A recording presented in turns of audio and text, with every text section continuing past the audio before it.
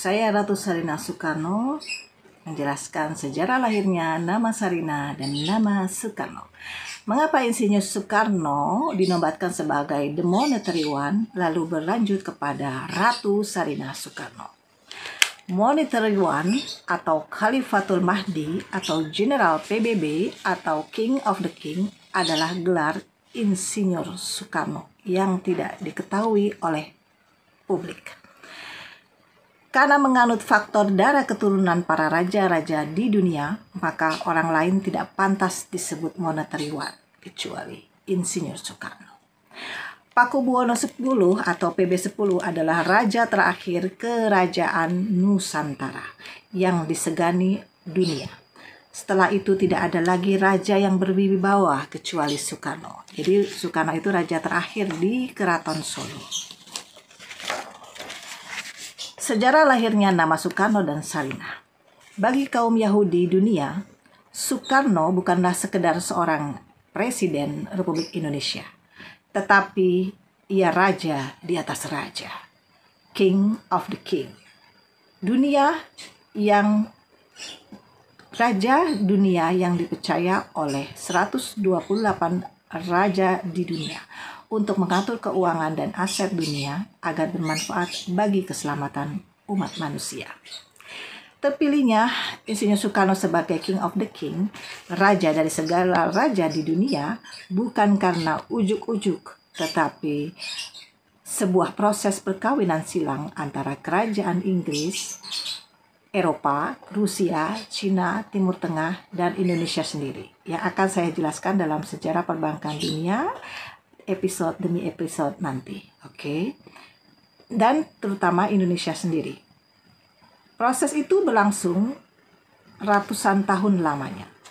Program itu disebut Illuminati Breeding Program. Jadi jangan samakan Illuminati yang Eropa punya dengan Illuminati yang memang asli sejarah dari Nusantara. Di mana di dalam diri Soekarno mengalir darah perkawinan campur atau silang yang telah dimulai dari sejak Ratu Bilqis dengan Solomon, kemudian melahirkan Ratu Roro Kidul yang kemudian nikah dengan Raja Solo. Diperkirakan sekitar tahun 1200 sampai 1300. Raja di Jawa kemudian bersentuhan dengan keturunan Raja Eropa Timur Tengah dan keturunan Kerajaan Tiongkok pada tahun 1300 sampai 1700.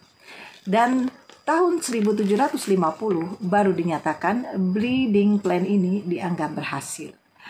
Raja-raja berhasil melahirkan seorang anak yang luar biasa. Hanya Soekarno saat itu yang bisa mengatakan pada 128 raja di dunia sebagai I represent all of you. Dan para raja-raja itu mengakui kehadiran dari Soekarno sebagai perwakilan dari 128 kerajaan di dunia sebagai The Monetary One. Proses breeding plan itu berlangsung dari 128 raja, kemudian menjadi 64 raja, lalu kemudian menjadi 32 kerajaan, lalu menjadi 16 raja, lalu menjadi 4 raja. Dan terlahir anak raja nomor 1 di dunia, telah lahir pada tahun 1901 dari seorang putri Raja Bali dengan PB10. Orang itu terkenal dengan nama Insinyur Soekarno atau masa kecilnya disebut Raden Kusno. Sebuah proses yang amat panjang di dunia. Jadi tidak mungkin ada orang yang menyangkal darah keturunan seorang Soekarno. Dan tidak mungkin pula terah Soekarno dipalsukan oleh orang-orang yang ingin mengambil keuntungan dari yang sekarang saya sebut harta umat manusia. Tahun 1920, Soekarno mulai digelari sebagai The Monetary One atau sosok keuangan dunia atau M1 oleh Yahudi yang menjadi konsultan keuangan dunia yang saya sebut sebagai Knight Templar atau kesatria perbankan dunia. Saat itu telah ada 140 negara dengan sekitar 100 bank di dunia. Ke-128 raja di dunia telah mempercayakan pengelolaan aset dan keuangan mereka kepada Sukarno. Jadi, aset yang dikelola oleh Sukarno bukan hanya aset asal kerajaan Majapahit saja atau yang berasal dari kerajaan raja-raja Nusantara, melainkan aset dan keuangan yang berasal dari raja-raja dunia pun berasal dan berawal dari pusat induk kerajaan para nabi terdahulu, dari Nabi Daud, Nabi Idris, Nabi Solomon, dan Ratu Bilqis. Nah, termasuk kerajaan Inggris, Eropa, Rusia, Cina, dan Timur Tengah. Ya. Jadi dikelola semua oleh Insinyur Soekarno. Dan sejarah berupa aset dan keuangan itu saya sebut sebagai hartanya umat manusia dari kerajaan Tuhan atau Allah Subhanahu wa Ta'ala untuk diwariskan kepada para nabi dan para ahli waris atau wali-wali pilihan Allah. Nah, karena aset ini bukan atas nama Soekarno, tapi atas milik Allah Subhanahu wa Ta'ala melalui para walinya yang bisa kita katakan sebagai wali kutub adalah Insinyur Soekarno. Maka Soekarno ditunjuk sebagai the monetary one, pengelola aset keuangan dan aset bumi di dunia mewakili atas nama Tuhan Allah Subhanahu wa Ta'ala. Tetapi karena ini bukan milik Soekarno dan hanya titipan, maka aset tersebut digunakan oleh Soekarno untuk kemakmuran manusia di muka bumi.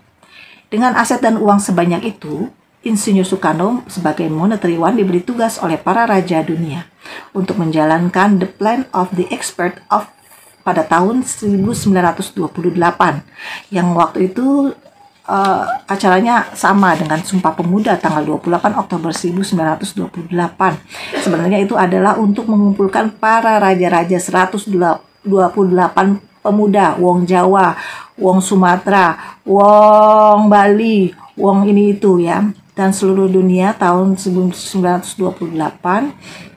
Acara Sumpah Pemuda adalah juga acara pengumpulan para raja-raja saat itu.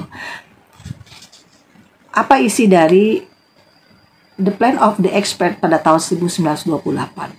Yaitu satu, menghilangkan penjajahan di muka bumi adalah tugas pertama yang harus Soekarno lakukan atau disebut sebagai breakdown colonialism. Kedua, tugas kedua adalah membebaskan negara-negara di dunia dari dominasi negara lainnya agar semua bangsa di dunia sederajat. Free the nation and create equal start. Tiga, tugas ketiga Soekarno adalah mengontrol keuangan negara-negara yang baru merdeka atau control the new nation through debt. Tugas keempat yang diberikan kepada Soekarno adalah menyatukan dunia atau unite the world. Dan terakhir, tugas kelima, ia harus berbuat sebanyak mungkin kebaikan bagi sebanyak mungkin orang di dunia. As good as possible for as many as possible. Itu tugas-tugasnya Insinyur Soekarno sebagai the monetary one. Untuk melaksanakan tugas itu satu persatu, satu demi satu Soekarno melakukannya tanpa ada orang Indonesia, bahkan keluarganya yang mengetahui atau menyangkanya. Nah, untuk menyatukan dunia ini, ia mendirikan United Nations atau UN atau Perserikatan Bangsa-Bangsa. Dan beliau juga menjadi jenderal atau ketuanya di situ, yang hingga kini belum ada penggantinya kecuali Soekarno sendiri yang menunjuk penggantinya itu. Jadi sekarang di PBB itu hanya ada sekjen, tidak ada ketuanya. Nanti ketuanya Ibu Sarinah ya, pengganti dari Insinyur Soekarno. Logika itu masuk akal juga, karena selama ini yang dipilih hanya sekjen atau sekretaris jenderal saja, tidak pernah dipilih jenderal atau ketuanya. Untuk mengatur lalu lintas keuangan antar negara, Soekarno juga mengatur lalu lintas keuangan antar negara ini atau antar bank sentral di dunia. Maka Soekarno mendirikan BIS, Bank of International Settlement di Switzerland. Sedangkan untuk mengatur keuangan di bidang pembangunan infrastruktur di dunia dan penyaluran uang cash di dunia dari Federal Reserve. Jadi Federal Reserve itu tugasnya nyetak duit sesuai dengan kebutuhan infrastruktur negara-negara berkembang atau negara-negara yang membutuhkan uang cash. Itu masuk ke dalam Federal Reserve ya, sebagai pengendali percetakan keuangan dunia.